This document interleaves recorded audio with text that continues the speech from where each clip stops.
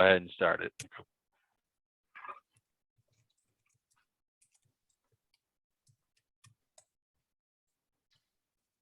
Good morning for those of you online. We're just going to get started here in a handful of minutes.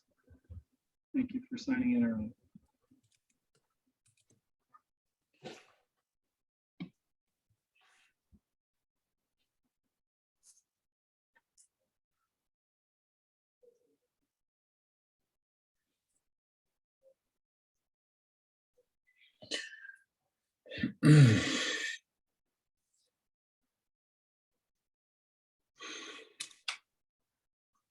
Do a quick sound check. Andrew, you can hear me just fine?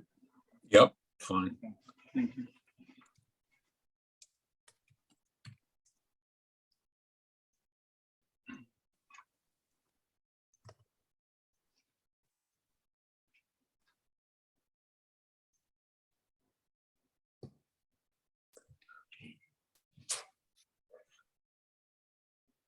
I just found out. No, are you recording? Okay, forget it. Yeah. You're live.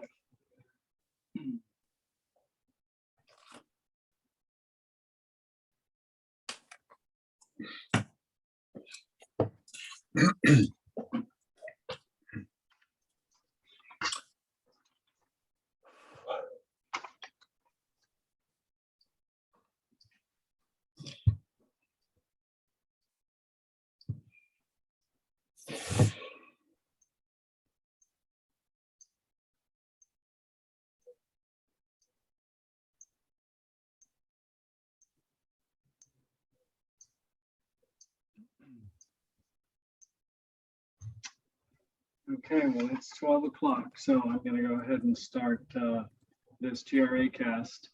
Hello and welcome to the GRA cast on Groundwater U and online library.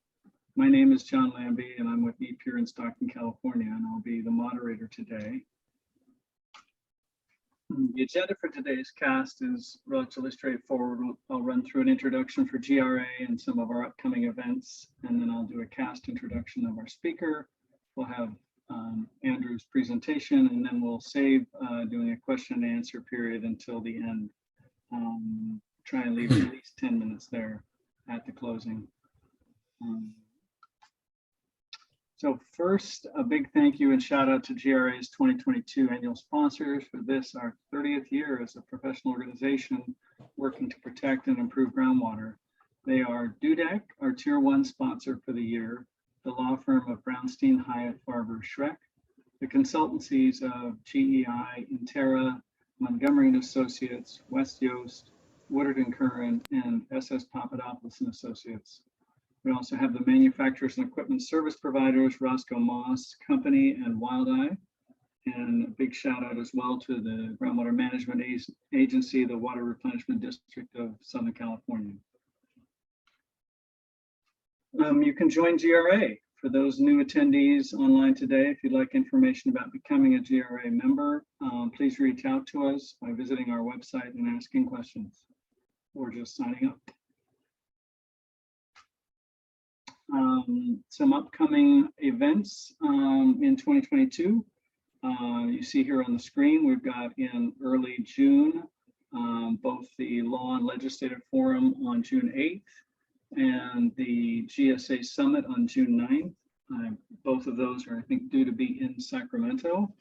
Then we have a virtual event in GRA 101 week, an educational series that consists of a, I think I'm pre-jumping another slide, but it consists of a series of 2-hour sessions throughout a work week. You can a la carte pick which ones you like to do. And then last but not least is our big Western Groundwater Congress over there on the right-hand side, entitled Built for Change this year. It's in mid-September, the 19th through the 21st in Sacramento. So come and join us if you can. Now, as to upcoming GRA casts and virtual events, we have one scheduled for mid-Thursday, mid-June on Thursday rather than a Wednesday on basically funding for Groundwater Sustainability Plan implementation. Then virtual is again the 101 week. In late July, we've got a CAS scheduled on multi-level groundwater monitoring systems. And in late August, talk by Bill Alley, formerly of USGS, and a well-published author on lessons of potable reuse in the United States. More information on those will be up on the website. And then last, GRA CAS sponsorship opportunities. If you'd like to sponsor a CAS, there's 2 levels. You'd get recognition on the CAS page ahead of the event, and special thanks and placement of your logo on the promotional emails out, as well as placement on the introductory logo slides and a bio read out of your company. So we would welcome that as well. Now, as to the introduction of our presenter today, Dr. Andrew Cohen. Andrew Cohen is a hydrogeologist located in New Jersey. His focus is site characterization, contaminant fate and transport, and conceptual site models. He has worked for several consulting firms since 1999 and is an adjunct professor of contaminant hydrogeology at New Jersey Institute of Technology.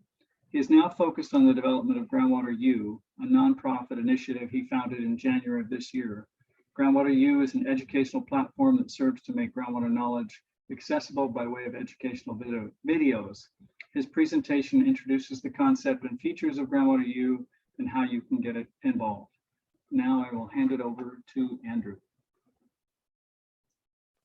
Okay, thanks so much for the introduction, and thank you everyone for attending.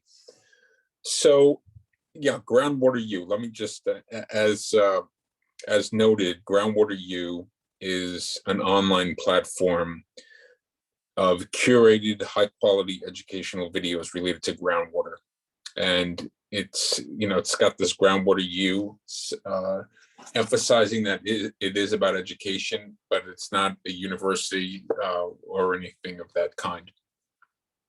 Next slide, please. Okay, so this is the layout for today. I'm going to just go over what Groundwater U is in general before I kind of break it down. What is Groundwater U and what it's not? Why is it needed? Who's it for? What are the goals? Importantly, who makes the videos? You're going to see a lot of their, basically, like I said, Groundwater U is a catalog of videos from around the world. What I hope to happen is these are going to be videos from around the world. This is a small sample so far. Question is, who makes the videos? And what constitutes a high quality video?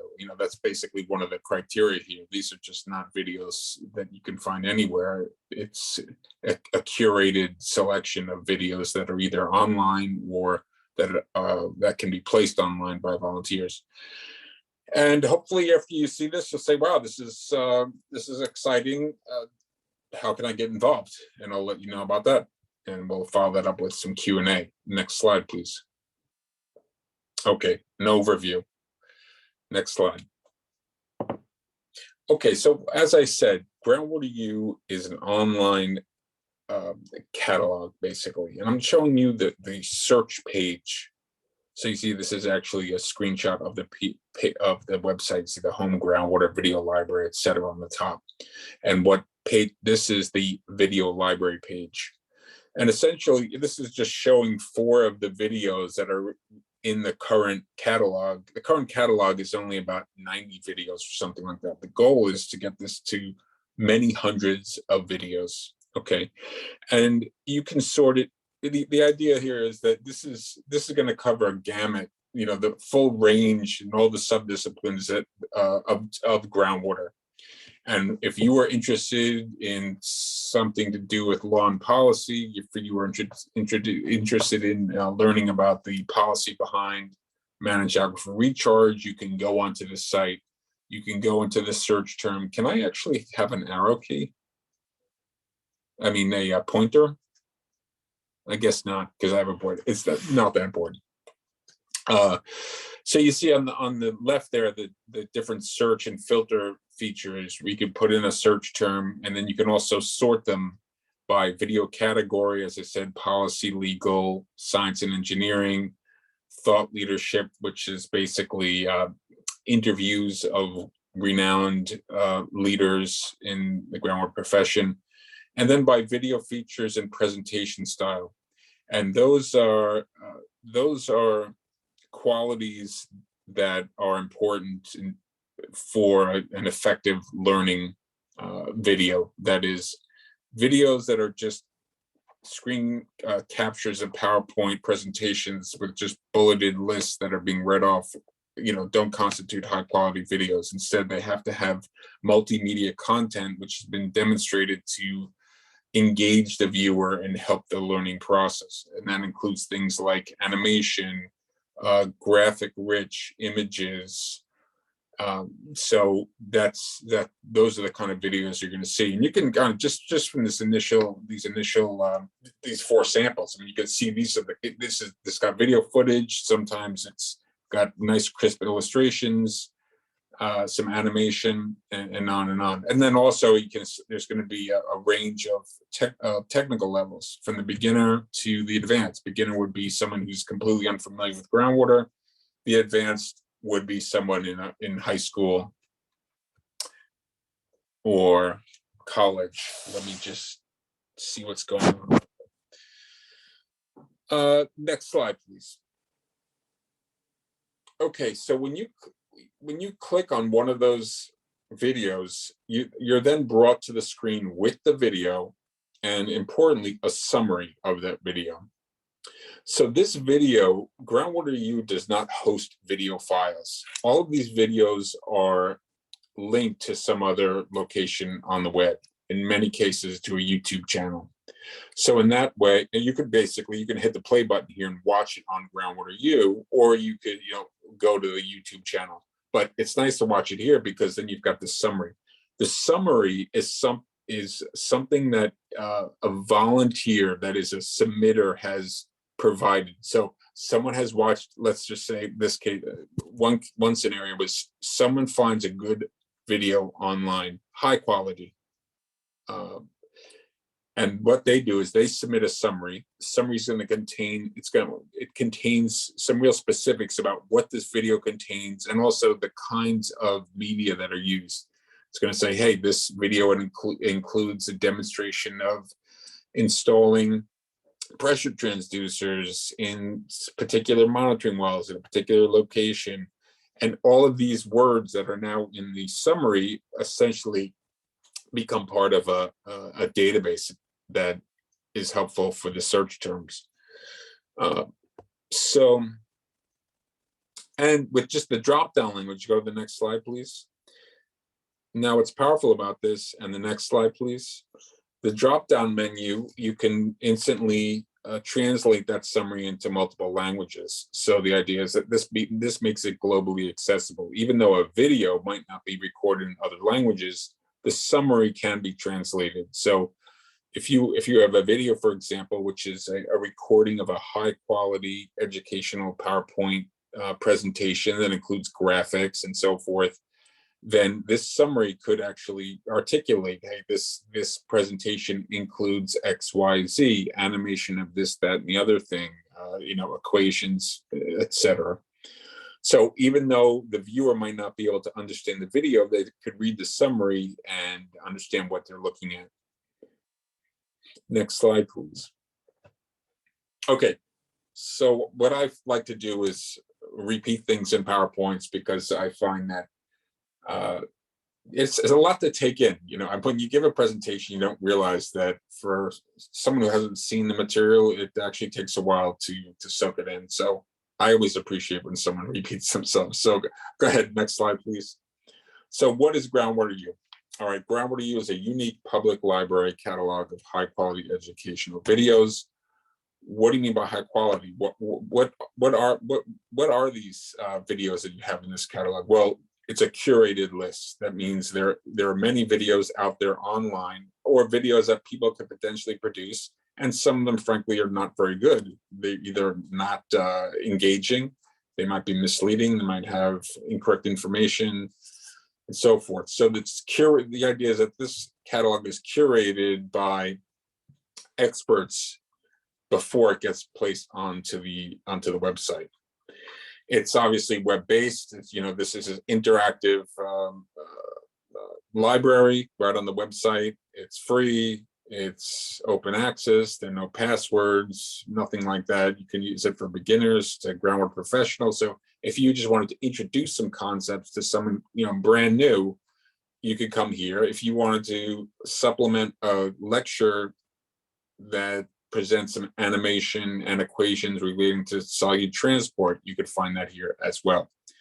And when I say developed by volunteers, development, I'm talking about the buildup of the library. That is adding more videos to the catalog. That will be done by volunteers.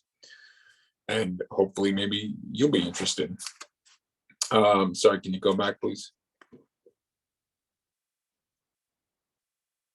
Previous slide.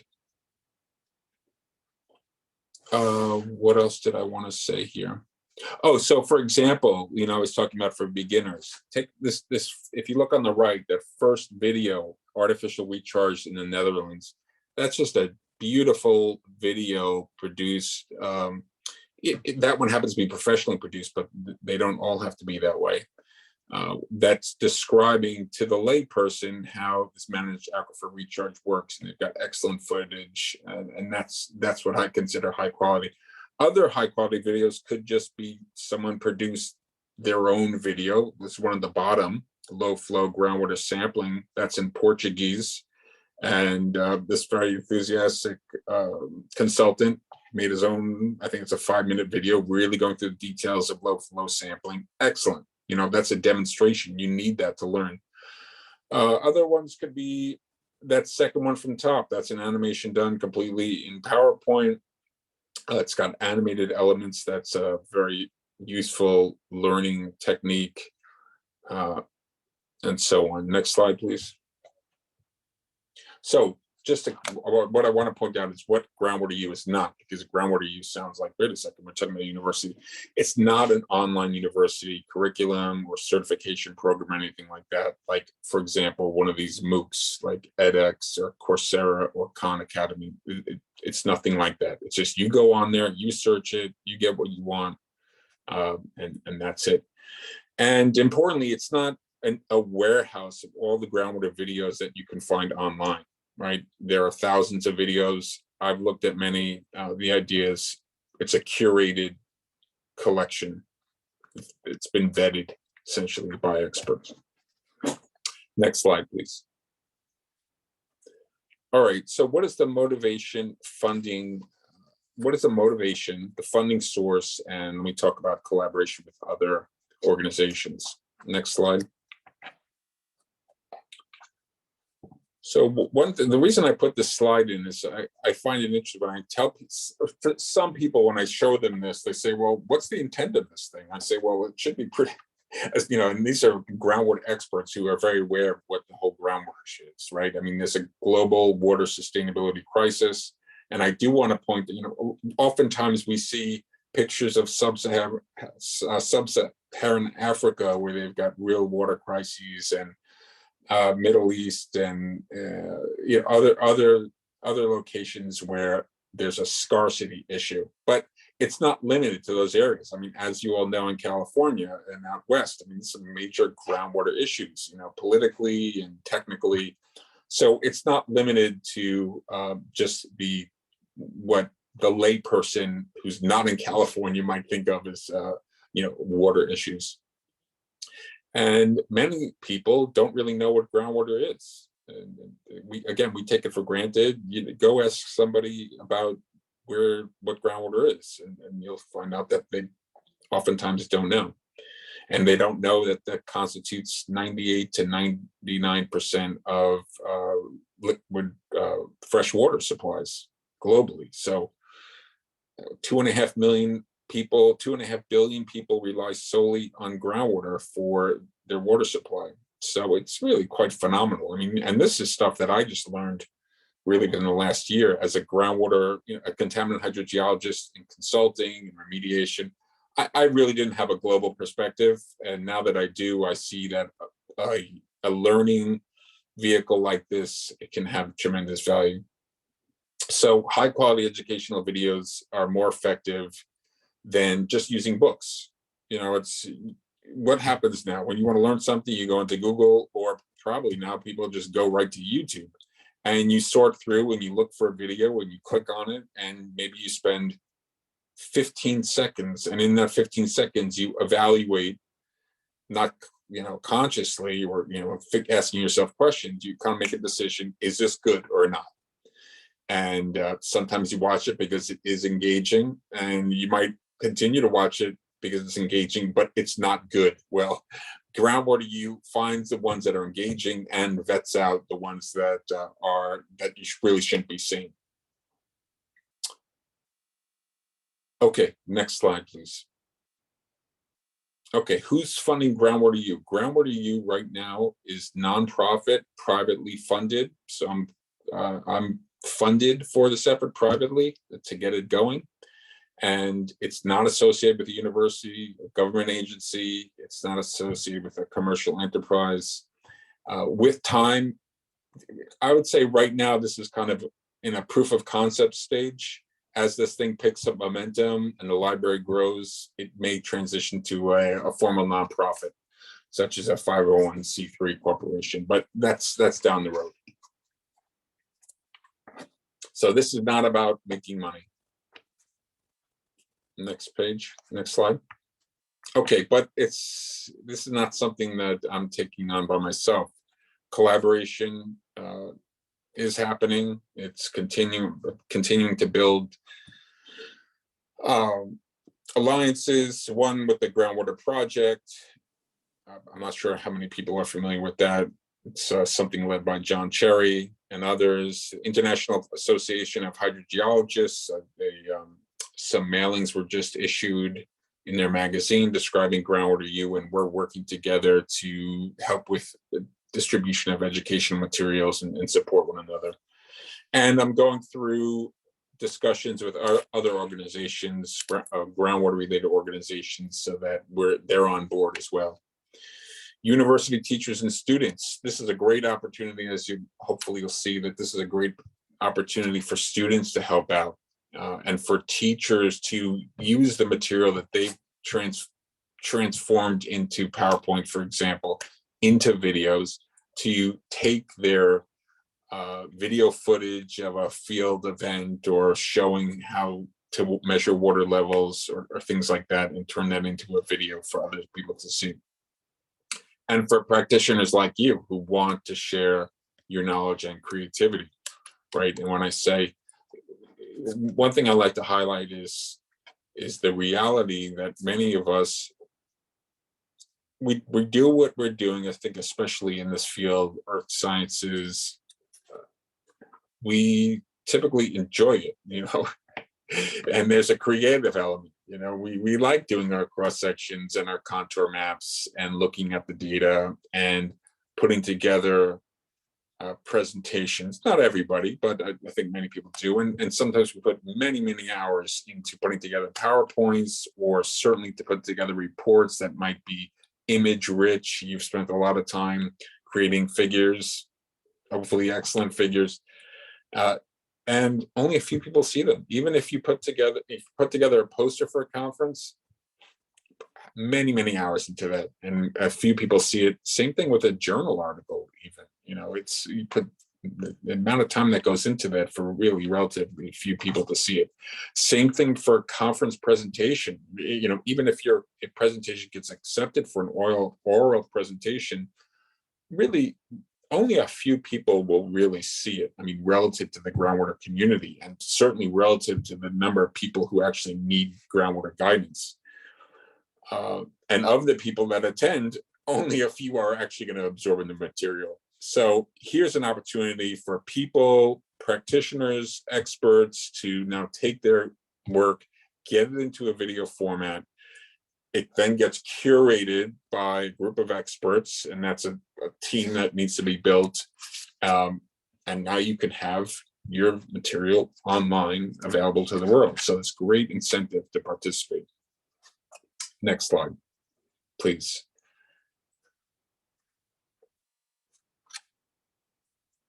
Okay, I keep on talking about high quality video. So high quality video is, when we say high quality video, is not a video recording of a PowerPoint presentation that only consists, I'm kind of giving the worst case scenario, but many of us have seen this. It's a PowerPoint presentation, bullets only, and someone is just reading them off as they're listed, right? That's, even if it's got good content, that's not high quality in the sense that it engages the viewer. It doesn't help them synthesize concepts, right? If you want to explain, and actually I was just at a conference where there was a session about, it's a session for non-groundwater people to answer their questions about groundwater. And at this presentation, there actually were no graphics at all to describe groundwater. So you could have bullet points describing groundwater. That does nothing for anybody, right? At least you have to have some figures associated with that. It would be excellent to have some animated elements that go along with that. And you'll find that, so it's a synthesis of information. You have to sometimes anyway, it's a combination of words, it's a combination of images, some animations, in many cases, maybe some mathematics, graphs, embedded video footage. All this, you have to take it together, and that gets synthesized so that you form a deeper understanding, right? So that's what I mean by high quality. Next slide. So I refer to those different components as multimedia, and that's some evidence-based. Let me step back a little bit. I have my own conception about what constitutes high quality video, educational videos. And prior to just saying, I think this is good, I did some research to find out, hey, did anyone actually look into what constitutes an effective video? And it turns out there have been a number of studies, by cognitive psychologists in evaluating what components help tap in, basically, how do we use those different media to synthesize a deeper understanding of the material.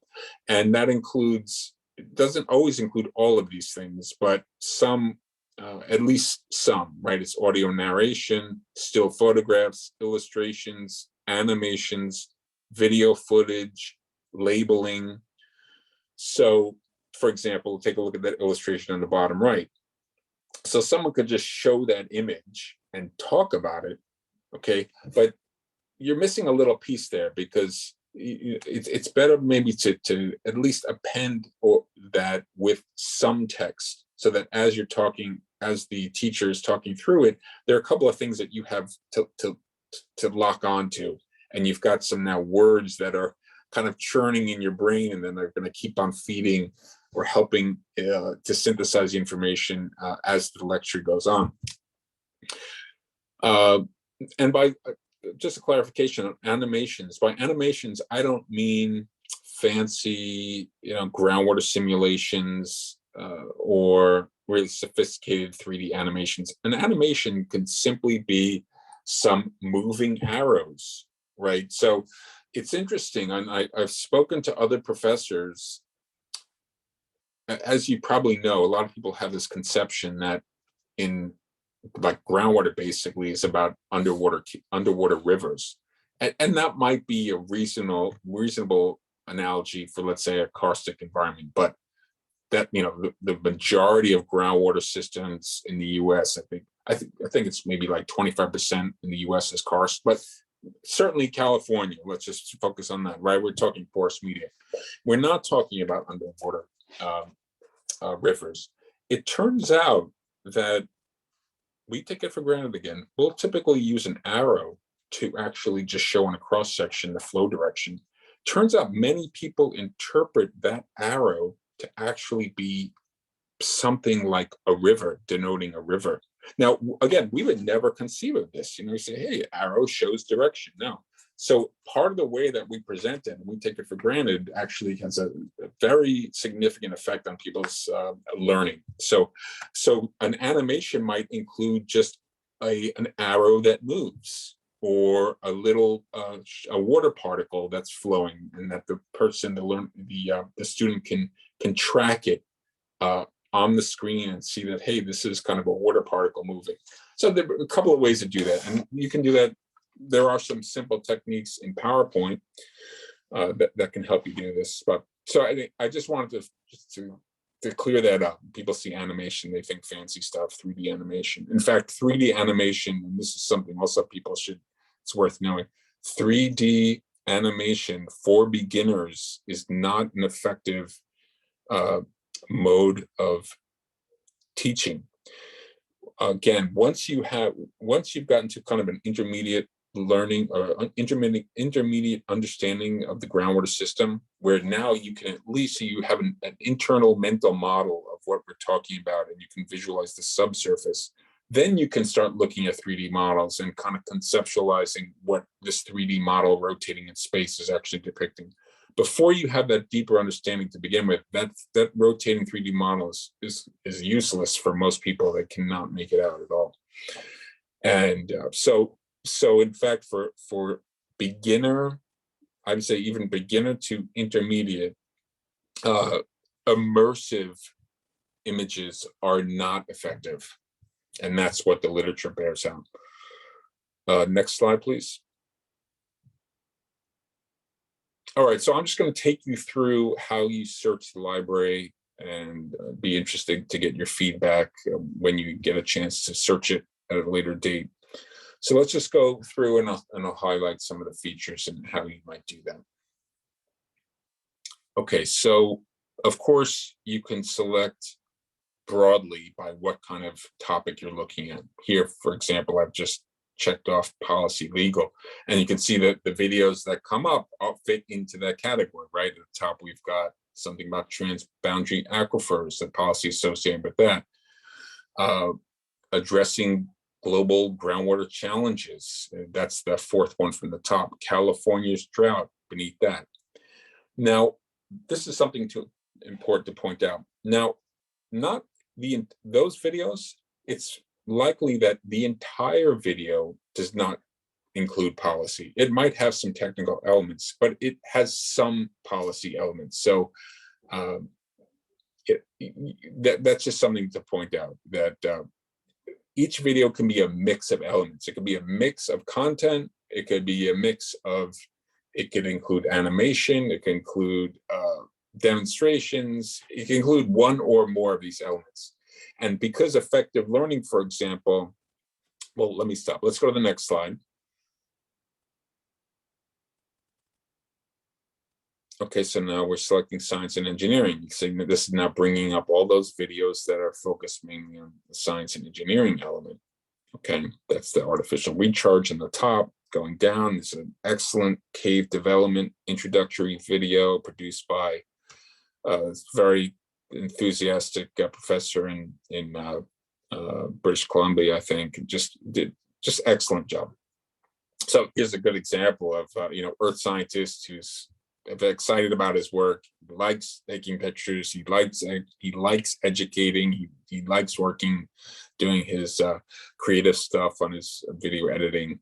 And video editing, by the way, doesn't necessarily have to be sophisticated. It could mean developing effective PowerPoints with animated elements and saving them as a video file. And that last one at the bottom is that one happens to be a professionally produced video, which is just phenomenal educational, phenomenal example of educational video. That one describes how groundwater moves through porous media and then into karstic terrain. Just absolutely fabulous. So you'll see what I'm talking about when you do watch it. Next slide.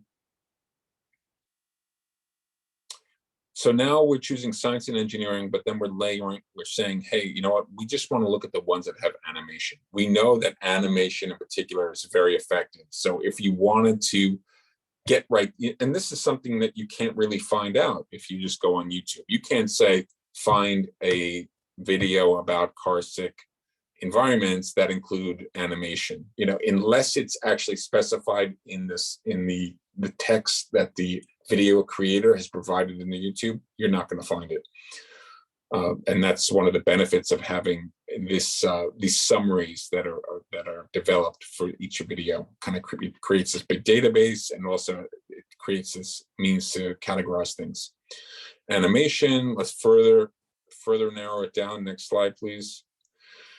And then presentation style, this is just a demonstration. So again, the entire video might not have all of these elements, but at least some of the video contains all of these elements. So for example, that second to top, how to use TopoDrive, that's an excellent steady state 2D flow model, which is very easy to use, gives you a good sense of flow geometry under different head and hydraulic conductivity scenarios, which is a very useful tool, and the creator takes you through that. So that's kind of a computer demonstration. There's a demonstration, the bottom video, Hydrogeology 101 educational video created by this fellow in Germany, where he does an excellent combination, he takes images, illustrations, puts them into PowerPoint, adds some animated elements. He combines that with video footage that he's made in his laboratory. Yeah, just really phenomenal stuff. So that would be that example. The multi-phase flow video, for example. Now you don't see it there, but within that video, it does include the demonstration element here is that he's actually writing on the board, so to speak. He's actually demonstrating how this thing behaves. Next slide, please.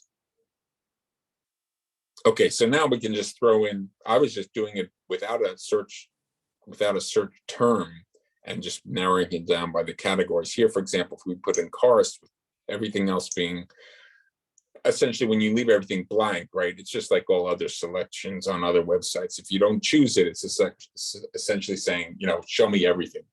We're not narrowing it down. So looking at karst, so as I said, the second from top, excellent video. The top one is just a couple of minute clip from a news reel where they actually just show recharge into the karstic terrain during a storm event. You know, so it's like you couple the animation and then you say, so let's say you're a teacher or you're somebody who wants to learn here, you go watch the simulation or the animation, then you can click on an actual video footage and see this thing working. Now it's the combination of those things that now you're really soaking it up, right? It's that synthesis of information, your mental model, your understanding is increasing. So you need multiple media for that. The third one down now, that one, it's a good example. It's a professor who I think during COVID essentially needed to make his presentations online. So he took it into PowerPoint. They're not bulleted lists. He made illustrations. He added some animated elements, and he talks you through it as if he's in the classroom. He's not, you know, he's not overwhelming the screen with his presence. In fact, one of the research findings was that it's not effective to have videos that show the teacher very much. You know, it's kind of like this embodiment principle, or it's something like that. It's just a distraction to see somebody up on the screen, you know, gesturing, and it takes your eye away from the important material. Now, I should say there are some exceptions. Some people are very good at lecturing and their gestures do matter, but videos that are just, you know, that are recordings of people up at a blackboard running back and forth and covering up the material and sketching in a sloppy manner, that's not helpful. Okay, next slide, please. I'm doing good on film, on time here. Example filter category. So let me just show you. I've showed you some of this, but so it's good to reiterate and maybe show you some new stuff. So what do I mean by lectures? So a lecture could include, top left, this is a presentation given by this professor at Berkeley about this arsenic removal system that he and his team created. And it's a PowerPoint presentation. he's just shown in the corner, right? He's shown up in the top right corner because we don't really need to see him very much. But what makes this a good video, what makes this an effective educational video? It's image rich, right? We're not just throwing bullet points with him talking. He's talking, you're focused on images, he's describing what's in the images. That's good. Another lecture might be that something on the right. A professor describing transboundary aquifers at a conference. And it turns out this conference was recorded professionally. That is, they weren't just videotaping the projection of the PowerPoint on a screen. In fact, they just have they've got a camera on the speaker, kind of low profile, and then those PowerPoint slides kind of, I guess, embedded into the video. So what's good about this? He does have some bullets, but they're accompanied by a good illustration. Okay, and he's talking about that illustration. So that's what you need. And on the bottom, again, that professor, same professor, he's done illustrations. They're in PowerPoint, but they're very good. They're simple, they're concise. He's thrown in a couple of animated elements showing that the springs kind of emanating out of the contacts and so forth. So those would be some examples of what would be called lectures. Next slide, please. I said there's a range of technical levels, right? From beginner on the left, just an example, to advanced, right? So this beginner, this is this great example how to describe this fellow in Germany who teaches a class to, I guess, water managers in Africa, and he goes through some of the basics. And so we've seen the slides, right, that talk about porosity. It shows you that copied image from, I forget which textbook. It's a modification of that or some rendition of porosity. Then we see the same thing over and over again. And you might see a slide with the big circles and the little circles filling up the pore spaces, and you say, hey, this is not well sorted, it's lower porosity. For all groundwater people, I think you all know what I'm talking about. What he did is he did a little demonstration in his kitchen, and it's excellent, right? He takes the big rocks, or the gravel, he fills up the glass, it fills it up to the top. Then he mixes the smaller grains with the gravel and shows that all of the larger gravel still fill the glass, but some of the other pore spaces are now filled with the smaller grains. Excellent, absolutely excellent. We take it for granted that makes sense, but this stuff actually is kind of conceptually difficult. And again, advanced would be a professor here describing some of the mathematical foundations of solute transport, for example. Next slide, please. And demonstrations, also very important, right? What's drilling? They've actually got a video describing the bits and the drill rig and what happens with the cuttings and so forth. And so, for example, this website would have showed different kinds of drilling techniques in different areas. You see on the right, water level measurement, bottom left, an actual demonstration of doing flow nets. Next slide, please. And images, animations, and simulations. Next slide, please. All right, so can I participate? By I mean you, right? So yes, volunteers are needed to build this library. There are a couple of ways to do that. You can identify an existing video that's on the internet, which is high quality. And high quality, I've kind of just given you some kind of surface level description. What I need to do is get on the website some specifics, criteria that need to be met so that a video can be called high quality. So you can find one on the internet. At this point, I would say contact me to see if that's an appropriate video, and then you can do the summarizing and get it on the web, and then you can share that with your social media and things like that. You can create your own educational video. We do need curators, right? So if you're an expert in a particular subdiscipline, then you might be a good candidate to be the person to review a video that gets submitted by somebody else. Someone makes a video or suggests a video that might come to you and we'll say, hey, does this live up to, is this technically correct, for example? So that's another part of this organization's, I need to develop a, almost like a journal where we have like editors, and the editor can kind of dish out manuscripts. And I would say if you're into making videos, illustrations, definitely consider this. This is a great way to express your creativity. If you're into web design management, I need to hear about that as well. And just in general, if you take a look at the website, if you've got any recommendations, they're more than welcome. So please do that. Next slide. Okay, participation. I think I'll go ahead. Next slide, please.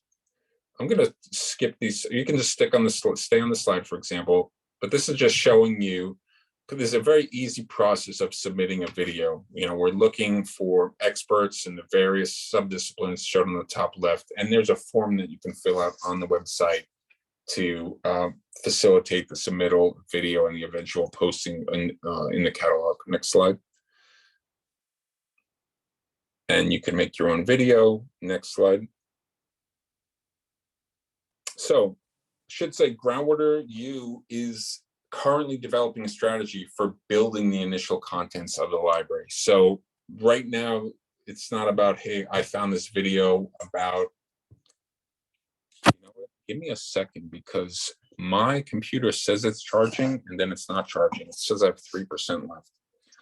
So let me finish quickly and then I'll get on my iPhone if I need to. So yeah, please, if this does seem interesting to you and you do think you want to participate, contact me. Let's decide if it's right, because we're still, when I say we and Groundwater Project and IAH are figuring out how to actually go about this. And what else? I don't think I see the slide now. Okay, and yeah, that's it. So thank you, and I'll take any questions. I'm going to dial back in on my phone because I have 3% left for some reason, even though it says it's charging. Is that a problem? Can you hear me? I can hear you, Andrew.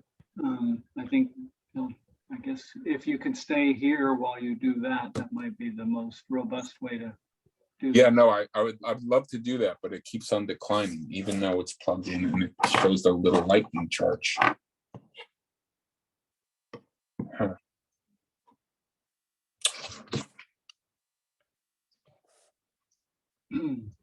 Okay, so like I said, if this, I'm just going to call in right now, and I'll keep it on mute, and if this computer dies, then I'll just stay on. But go ahead, I'll take questions. Good.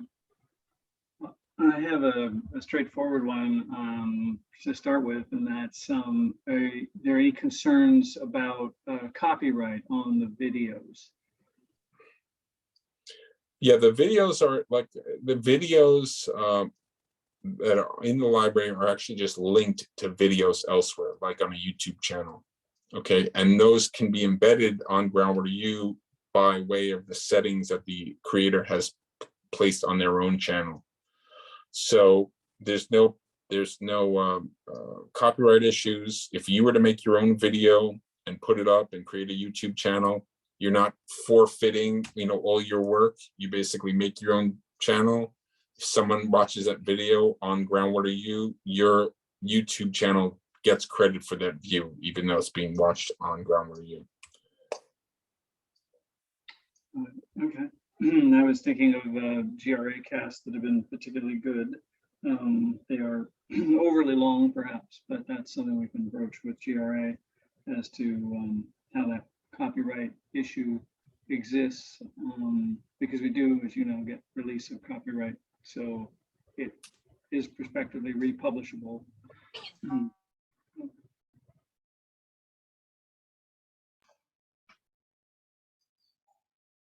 Actually, I have a question.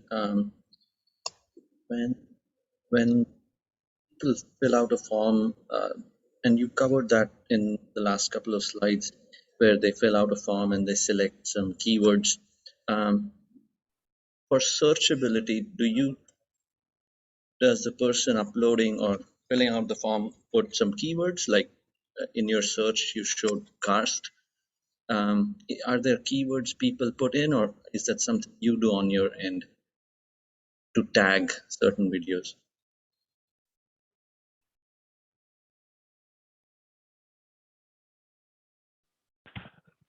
Andrew, you're on mute. May have to Okay.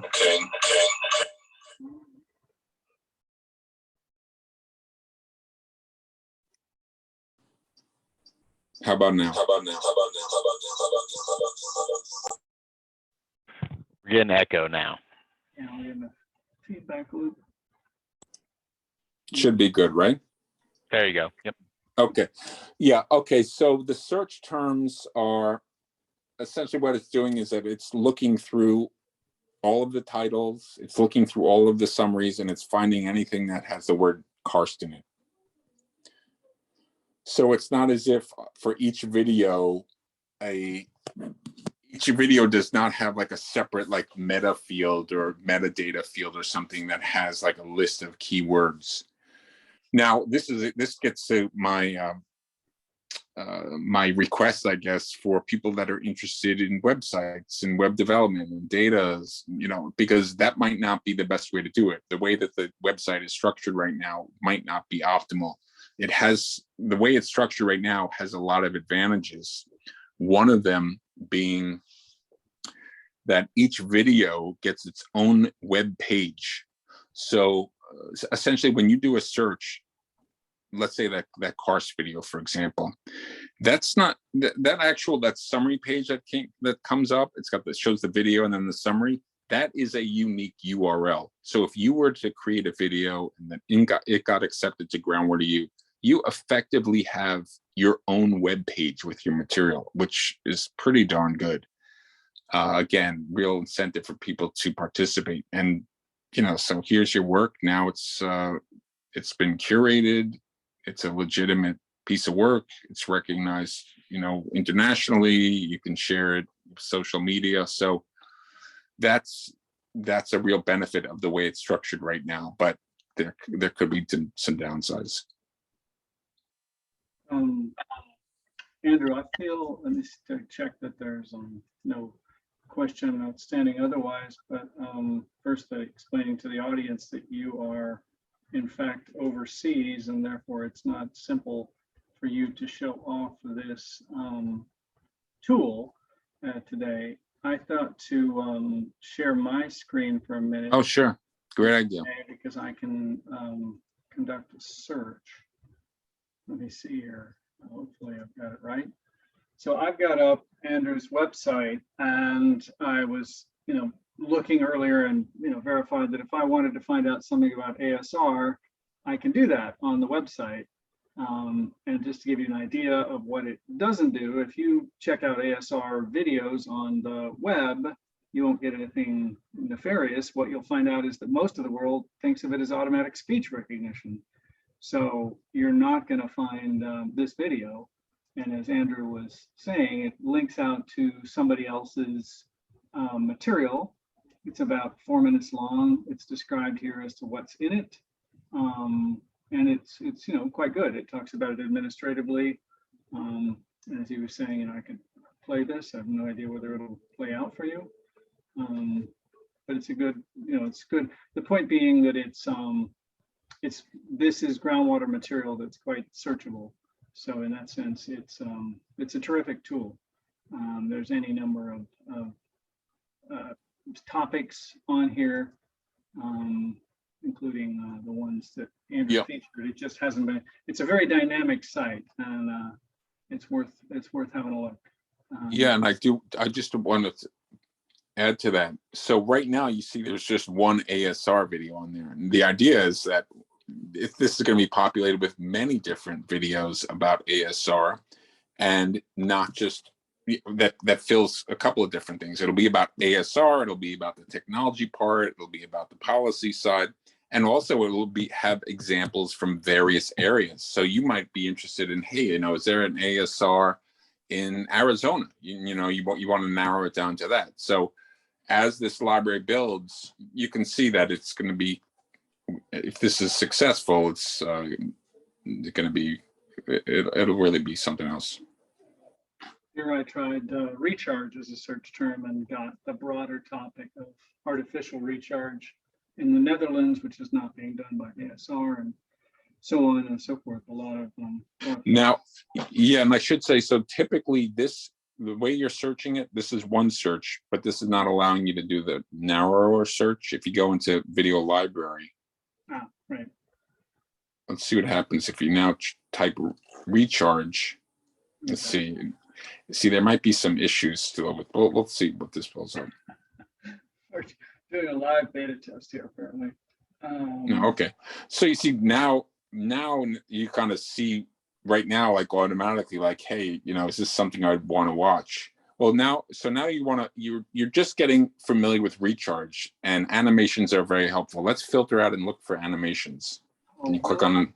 I totally wanted to watch the weather guy talk about Go recharge. Go ahead, click, watch it. It's quite fascinating. It's gotta be hysterical. Let me see. It's hard to get perspective. Hole in the ground is 40 feet across, and it's not everyday water pours in like this. Holy smoke. At a sinkhole that is an open window to the aquifer. The landowners have asked us not to release its location. There is a lot of water going into our aquifer from our most. Okay. Now I want to point out here. So this is something, from a newsreel is kind of hyped up and everything. However, it's excellent because it actually shows you what this stuff looks like, because it's one thing to show people kind of a conceptualization, but so this is a nice like additional piece of multimedia to include in the discussion. Yeah, so if you could go back to the video library, Will do. Yeah. and click on that, and then in the search term put in recharge. And did, so this is it still sitting in the recharge results. Okay, no, it's not. It automatically reset it when you went. Okay. All right, never mind. You know the site. It just happens that artificial recharge one you like. Yeah. Sitting on top of field. Okay. Okay. So now choose animation simulation. Down here. Okay, I can do this. So now we've narrowed it down to that.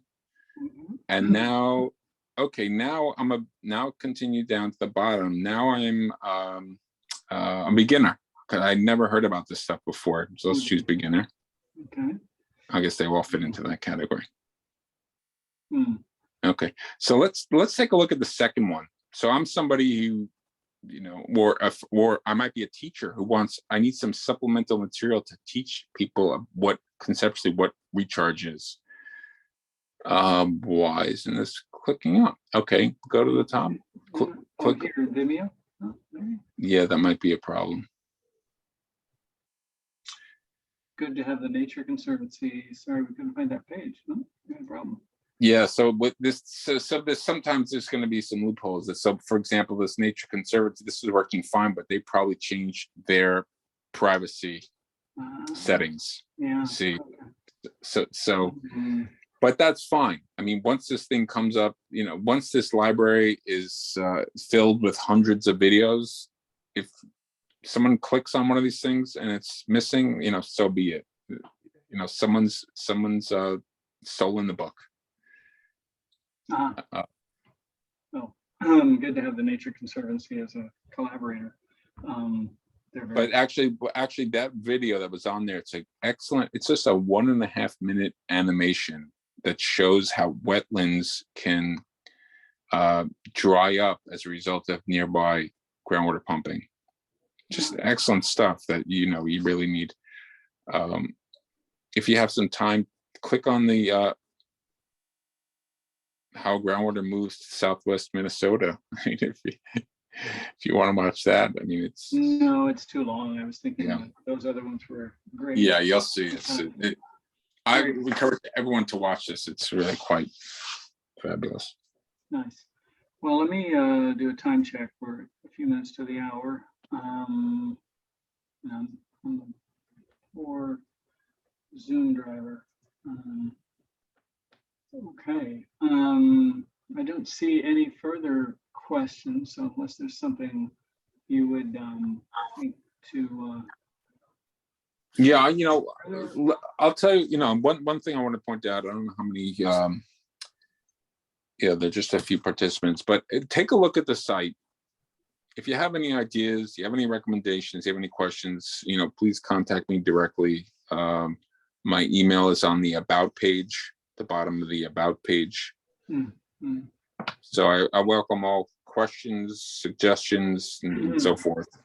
And If you're- I'm sorry, didn't mean to speak out of finding Yeah, a broken link like that, it would be good to flag to you, like, hey, that one's down, that one's blocked. Yeah, sure. Or bigger picture kind of ideas or thoughts. But just the usual break fix. Yeah, right. No, I'm looking, if you have some ideas, if you're interested in participating in some way, certainly give me reach out. Is your own terrific animation book of how groundwater works on here, or is that sitting under the groundwater project? Oh no, that's at the bottom there. If you continue scrolling down, there's a link there. This was how I first got in touch with Andrew, was the fact that he had illustrated quickly, which one's yours? This one? Yeah. Yeah.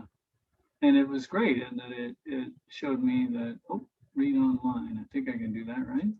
Mhm. Instead of just explaining in words, I'm still hoping this is going to work quickly, John or Andrew. Does it?